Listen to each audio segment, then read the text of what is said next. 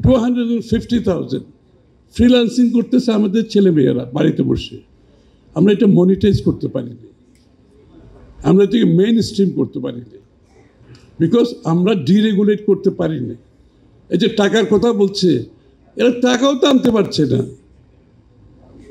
Because আমরা তো আমাদের দেশে পেপ্যাল নাই, আমাদের দেশে অন্য কোনো প্ল্যাটফর্ম নাই যেটার মাধ্যমে আমাদের ছেলেমেয়েরা যে কাজ করলে তাদের টাকা আনবে আবার নেবে। আমি আনার পক্ষে না, খালি আমি নেওয়ারও পক্ষে।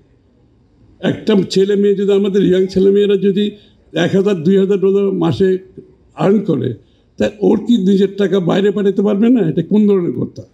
এটা ওয়ান ওয়ে স্ট্রিট দিয়ে তো কোনো রকম ইকোনমি চলে না। If you open up, you open up. It's not half open up, 3/4 open up. You either open up or you don't open up. And you don't open up, nobody is going to come to Bangladesh. সোজা কথা। আপনি যদি investment চান, ওই পরিবেশ আপনাকে সৃষ্টি করতে হবে বাংলাদেশে। So we like to be a trading post, open 24/7, trading post.